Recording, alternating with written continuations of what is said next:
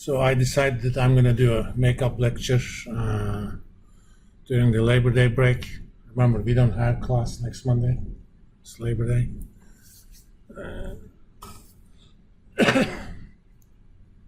Let's continue with chapter 2. We kind of got started on it. We started talking about bimetallism. Basically, until 1875, there was a system based on typically two precious metals, and these were silver and gold. And depending upon the country, the coins were either in silver or gold, sometimes in both. But typically only one of them kind of circulated. This is known as the Gresham law. The money that is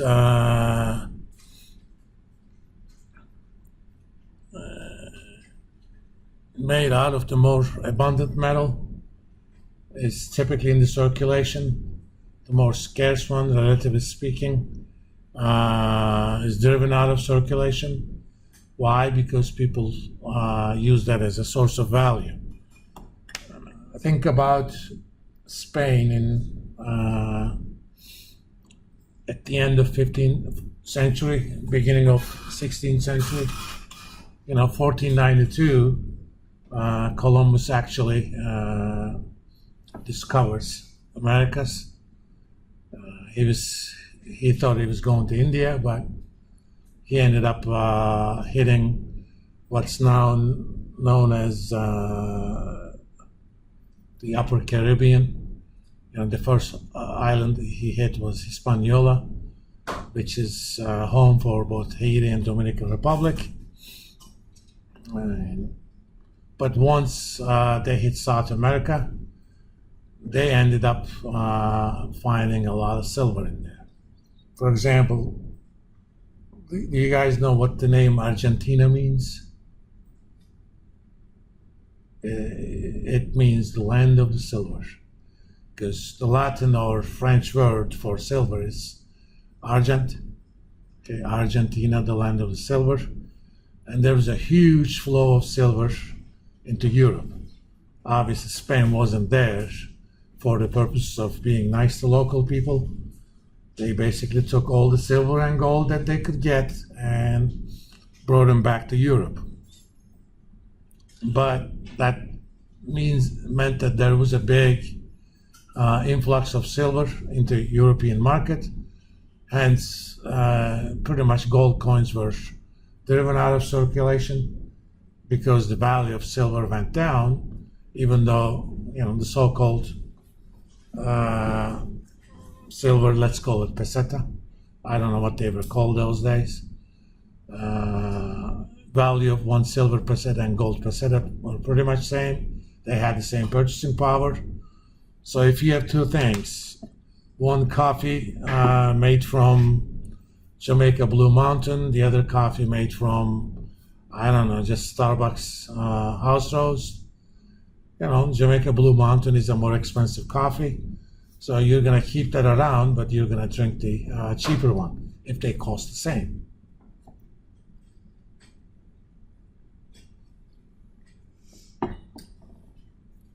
And more often than not, the ratio of the coins made out of different metals, the ratio was fixed.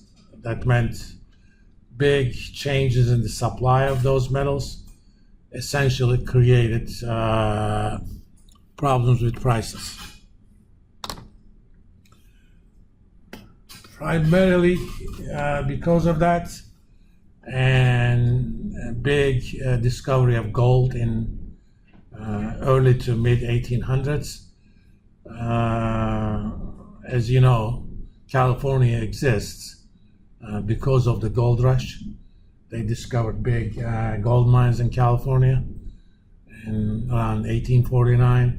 That's why we have a team called 49ers, because California was essentially established as a territory in 1849. a lot of nations decided that they were going to go into gold standard. That meant a simple thing. Each country fixed their currency, whether or not they have a paper currency, and by 1875, most countries had also paper currency. It was simple. 1 ounce of gold got you, I don't know, 35 US dollars, or 10 British pounds, 300 French francs, what have you, whatever the value those days was. That meant if you took your $35 to Federal Reserve, which is the central bank for United States, technically Federal Reserve didn't exist by then, but there were some national banks that acted like central bank. If you took your $35 to the central bank, they were required to give you 1 ounce of gold. Or if you took 1 ounce of gold to the central bank, they were required to give you $35. That made trade relatively easy because the implied exchange rate is easy to calculate.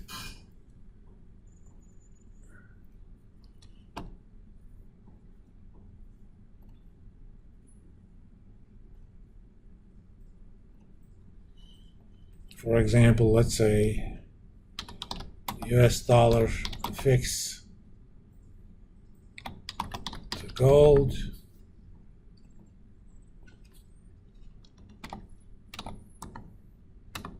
And British pound fixed to gold. Let's call it 10. And I can actually put a little pound sign on that.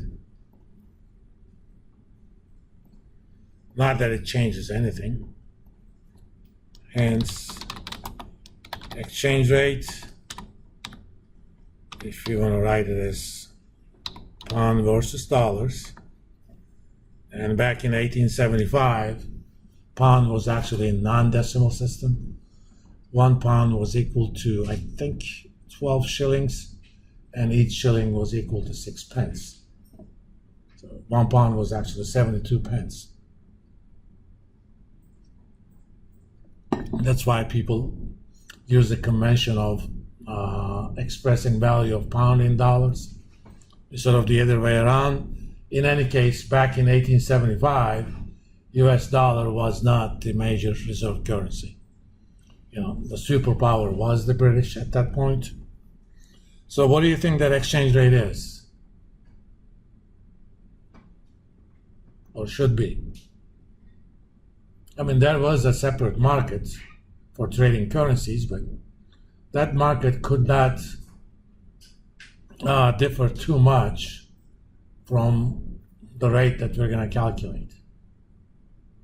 So what do you think that rate should be? If I give you 100 British pounds, how many US dollars you should expect to receive, given those gold fixes? 350. Or the exchange rate is value of 1 ounce of gold in pounds or in dollars divided by gold.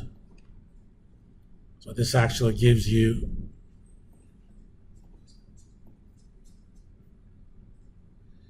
I'm gonna kind of be a little bit of snobby. I'm gonna do a custom format. I'm gonna do the following.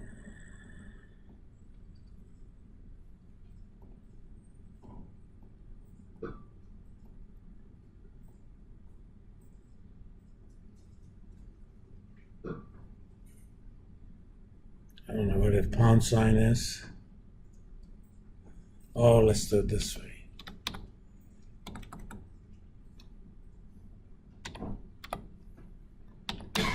Dollar 0.00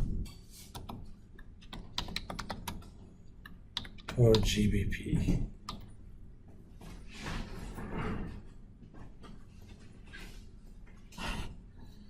That's only important for visual purposes. It doesn't change the fact that it's 3.5. So if you have 100 British pounds, that's going to get you 350. Now let's make an argument. What if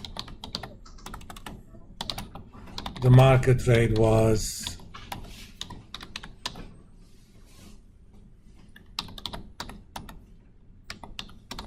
$3.25?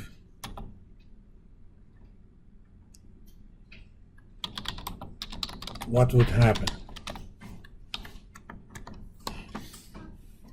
So this is the rate implied by the gold fixes.